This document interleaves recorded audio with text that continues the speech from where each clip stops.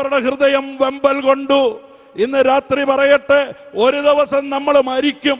ഇവിടെ കിടന്നാലും മരിക്കും, ഒന്നും ചെയ്തില്ലെങ്കിലും മരിക്കും, ചെയ്താലും മരിക്കും. എന്നാൽ ഇന്ന് രാത്രി ഒരു വെല്ലുവിളി ഏറ്റെടുക്കാമോ? മരിക്കുന്നതിന് മുൻപ് ദൈവത്തിന് വേണ്ടി, ദൈവരാജ്യത്തിന് വേണ്ടി നിലനിൽക്കുന്ന എന്തെങ്കിലും ചെയ്യാൻ ഇന്ന് രാത്രി താല്പര്യമുണ്ടോ? ആ കുഷ്ഠരോഗികളുടെ വാക്കുകൾ ശ്രദ്ധിക്കുക. അവർ പറയുന്നത് ഇങ്ങനെയാണ്: അങ്ങോട്ട് ചെന്നാൽ അവിടെ വെച്ച് മരിക്കും, ഇവിടെ പാർത്താലും മരിക്കും. അതുകൊണ്ട് വരിക, നമുക്ക് ആരാമ്യ പാളയത്തിൽ പോകാം. അവർ നമ്മെ ജീവനോടെ വെച്ചാൽ നാം ജീവനോടെ ഇരിക്കും. ഇന്ന് രാത്രി വിശ്വസിക്ക്, മരിക്കുന്നതിന് മുൻപ് ദൈവത്തിന് വേണ്ടി ഒരു വലിയ കാര്യം ചെയ്യാൻ താല്പര്യമുള്ള ഒരാളെങ്കിലും ഈ സദസ്സിലുണ്ടോ? ഒരൊറ്റ ആയുസേ ഉള്ളൂ, ഒരു ജീവിതമേ ഉള്ളൂ. ഏതായാലും മരിക്കും, ഏതായാലും മരിക്കും. ഇവിടെ കിടന്നാലും മരിക്കും, പോയാലും മരിക്കും. മരിക്കുന്നതിന് മുൻപ് സുവിശേഷം കേട്ടിട്ടില്ലാത്ത ഒരു സ്ഥലത്ത് ചെന്ന് ദൈവത്തിന്റെ സുവിശേഷം പറഞ്ഞിട്ട് മരിക്കാൻ താല്പര്യമുള്ള ആളുകളുണ്ടോ?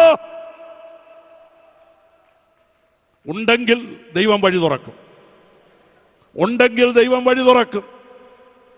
പാളയത്തിനകത്തു നിന്ന് എറിഞ്ഞു തരുന്ന അപ്പക്കഷണങ്ങളുടെ വരവ് നിലച്ചതുകൊണ്ട് ഇനി എങ്ങും അപ്പം കിട്ടുകയില്ലെന്ന് കുഷ്ഠരോഗികൾ പറഞ്ഞില്ല. അവരുടെ മനസ്സ് പറഞ്ഞു, ദൈവത്തിനു വേണ്ടി ഒരു വലിയ കാര്യം ചെയ്യാൻ ഒരുമ്പെട്ടാൽ ദൈവം വഴി തുറക്കും. ഇന്ന് രാത്രി ഞാൻ പറയട്ടെ, എന്നെ എപ്പോഴും ബലപ്പെടുത്തുന്ന പല വേദികളിൽ പറഞ്ഞിട്ടുള്ള കാര്യം തന്നെ പറയാം. മലാഖി പ്രവചനത്തിൽ ഇങ്ങനെ ഒരു വാക്യമുണ്ട്: അവൻ ആകാശത്തിന്റെ കിളിവാതിലുകൾ തുറന്ന് സ്ഥലം പോരാതെ നിങ്ങളെ അനുഗ്രഹിക്കും. എന്താ അവിടുത്തെ ദൂതെന്ന് ഞാൻ പറയാം. എന്റെ ഹൃദയത്തിൽ തന്ന ദൂത് ഇതാണ്: ദൈവത്തിന് ഒരു വാതിലല്ല, ആകാശത്ത് അനേക കിളിവാതിലുകളുണ്ട്. ഏതെങ്കിലും ഒരു വാതിൽ അടഞ്ഞു കഴിയുമ്പോൾ അത് നിങ്ങൾ കണ്ടുപരിചയിച്ച വാതിൽ മാത്രമേ അടഞ്ഞുള്ളൂ. വേറെ വാതിൽ ദൈവത്തിനുണ്ട്. ഇന്ന് രാത്രി ആ വാതിലുകൾ കാണാമോ? എന്നും തുറന്നു കിടന്ന് ഒരു വാതിൽ അടഞ്ഞത് കാണുമ്പോൾ എല്ലാ വാതിലും അടഞ്ഞെന്ന് പിശാച് പറഞ്ഞാൽ ഇന്ന് രാത്രി വിശ്വസിക്കരുത്. ദൈവത്തിന് വേണ്ടി ഒരു വൻകാര്യം ചെയ്യാൻ ആഗ്രഹമുണ്ടെങ്കിൽ തുറന്നു കിടന്ന വാതിൽ അടഞ്ഞാൽ ഇന്ന് രാത്രി വിശ്വസിക്ക്, ആകാശത്തിന്റെ കിളിവാതിലുകൾ തുറക്കുന്ന ദൈവം. ദുഷ്ടപിശാച് ഒരു വാതിൽ അടച്ചാൽ അപ്പുറത്ത് ദൈവം നിനക്ക് വേണ്ടി വേറൊരു വാതിൽ തുറക്കും. ഇന്ന് രാത്രി ദർശനത്തിന്റെ കണ്ണുകൊണ്ട് നോക്ക്, ദൈവം ഒരു വാതിൽ നിനക്ക് വേണ്ടി തുറന്നിട്ടുണ്ട്. മറ്റൊരു വാതിൽ പിശാച് അടച്ചാൽ അതിനപ്പുറം ദൈവം മറ്റൊരു വാതിൽ തുറക്കാൻ വിശ്വസ്തനാണ്. അത് അനുഭവിച്ചിട്ടുള്ള ദൈവമക്കൾ ഇവിടെ ഉണ്ടോ? ദൈവം വാതിലുകൾ തുറന്ന് അനുഗ്രഹിച്ചിട്ടുള്ള ദൈവമക്കളുണ്ടോ? ദൈവത്തിന് വേണ്ടി ഒരു വൻകാര്യം ചെയ്യാൻ ഒരുങ്ങുമ്പോൾ ആരെല്ലാം വാതിൽ കൊട്ടി അടച്ചാലും ആരെല്ലാം എതിർത്താലും ദൈവം വാതിലുകൾ തുറക്കും. ഇന്ന് രാത്രി വിശ്വസിക്ക്. അതുകൊണ്ട് ദൈവം നമുക്ക് അനുകൂലമെങ്കിൽ പ്രതികൂലമാര്?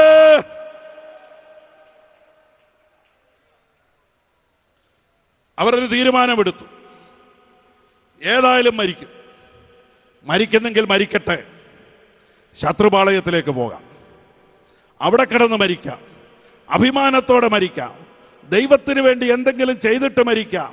ഇന്ന് രാത്രി ഓർപ്പിക്കട്ടെ, ദൈവത്തിന് വേണ്ടി ഏതെങ്കിലും വൻകാര്യം ചെയ്യാൻ ഒരുമ്പെട്ടാൽ നിങ്ങളുടെ ജീവിതത്തിൽ ഒരു റിസ്ക് എടുത്തേ പറ്റൂ. ഒരു സാഹസത്തിന് മുതിരാത്തവർക്ക്, അപകട സാധ്യതയുള്ള ഒരു കാര്യം ചെയ്യാൻ തയ്യാറില്ലാത്തവർക്ക്, ഒരു റിസ്ക് എടുക്കാൻ മനസ്സില്ലാത്തവർക്ക് ദൈവത്തിന് വേണ്ടി ഒരു വലിയ കാര്യം ചെയ്യാൻ പറ്റുകയില്ല. അബ്രഹാം ദൈവത്തിന് വേണ്ടി വലിയ കാര്യം ചെയ്ത മനുഷ്യനായിരുന്നു. പക്ഷേ അതിനുവേണ്ടി ഒരു റിസ്ക് എടുക്കേണ്ടി വന്നു. പിതൃഭവനത്തെയും ചാർച്ചക്കാരെയും വിട്ടുപോകേണ്ടി വന്നു. ഊരിൽ കിടന്നുകൊണ്ട് വൻകാര്യം ചെയ്യാൻ പറ്റുകയില്ല. നിന്റെ ഊരിൽ നിന്ന്, നിന്റെ കംഫർട്ട് സോണിൽ നിന്ന് ദൈവം പറയുന്ന മേഖലയിലേക്ക് പോകാൻ നിനക്ക് മനസ്സുണ്ടെങ്കിൽ അവിടെ വെച്ചാ ദൈവം നിന്നെ കൊണ്ട് വലിയ കാര്യം ചെയ്യാൻ പോകുന്നത്. ഊരിലല്ല വലിയ കാര്യം നീ ചെയ്യുന്നത്. ദൈവം നിന്നെ അയക്കുന്ന ഇടത്താണ് ദൈവത്തിന് വലിയ കാര്യം ചെയ്യാൻ പറ്റുന്നത്. മോശ ദൈവത്തിന് വേണ്ടി വൻകാര്യം ചെയ്തൊരു മനുഷ്യനാണ്. പക്ഷേ മോശയ്ക്ക് വില കൊടുക്കേണ്ടി വന്നു. മിസ്രയേമിന്റെ ധനം വേണ്ടെന്ന് വെച്ചതുകൊണ്ടാണ്.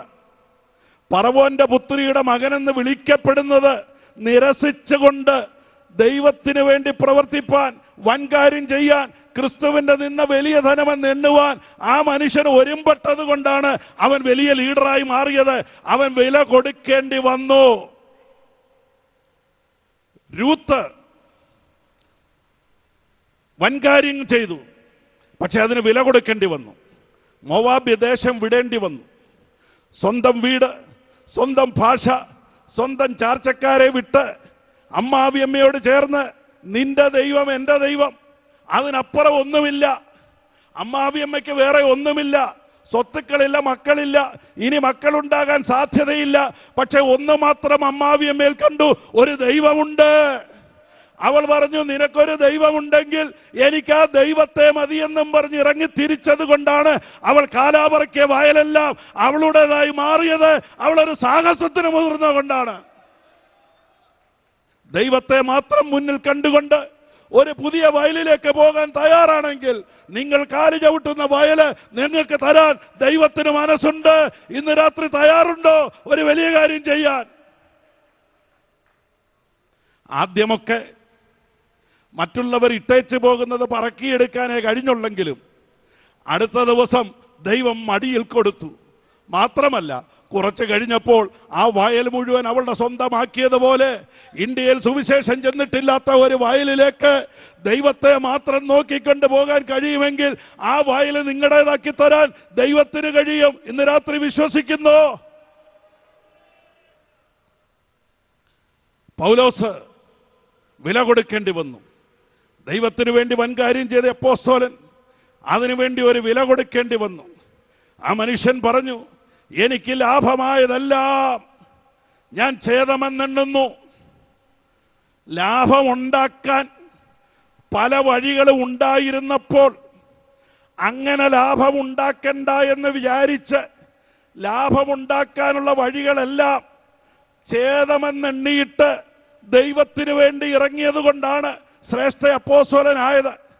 ഇന്ന് രാത്രി വളരെ വിനയത്തോട് എല്ലാ ബഹുമാനത്തോടും പറയട്ടെ, ദൈവത്തിന് വേണ്ടി വൻകാര്യം ചെയ്യാൻ ഇറങ്ങുന്നത്, സുവിശേഷ വേലയ്ക്ക് ഇറങ്ങുന്നത് ലാഭമുണ്ടാക്കാനല്ല. ഇത് കഞ്ഞികുടിയുടെ മാർഗമല്ല, ഇത് ജീവന്റെ മാർഗമാണ്, ജീവിതമാർഗമല്ല. എത്ര പേർക്ക് മനസ്സിലാകുന്നുണ്ട്? ഇത് ജീവിതമാർഗമല്ല, ഇത് ജീവന്റെ മാർഗമാണ്. പലരും കഞ്ഞികുടിക്ക് വേണ്ടി, ലാഭമുണ്ടാക്കാൻ വേണ്ടി ഇറങ്ങിത്തിരിച്ച് പരാജയപ്പെടുമ്പോൾ പൗലോസ് പറഞ്ഞു, എനിക്ക് ലാഭമായതെല്ലാം ഞാൻ ഛേദമെന്നെണ്ണി നല്ല പോർ പൊരുത് വിശ്വാസം കാത്ത് ഓട്ടം തികച്ച വലിയ മനുഷ്യൻ വില കൊടുക്കേണ്ടി വന്നു. ദൈവത്തിന് വേണ്ടി ഒരു വലിയ കാര്യം ചെയ്യാൻ ദൈവം നിങ്ങളെ ഇന്ന് രാത്രി നിങ്ങളായിരിക്കുന്ന സ്ഥാനത്താക്കിയിരിക്കുന്നത് ഞാൻ വിശ്വസിക്കുന്നു. ദൈവം ഓരോ മനുഷ്യനെയും ഓരോ പ്രത്യേക സമയത്ത് ഓരോ പ്രത്യേക സ്ഥലത്തിരുത്തുന്നത് ആ സ്ഥാനത്തിരുന്നു കൊണ്ട് ദൈവത്തിന് വേണ്ടി ഒരു വലിയ കാര്യം ചെയ്യാനാണ്. മനസ്സിലായോ?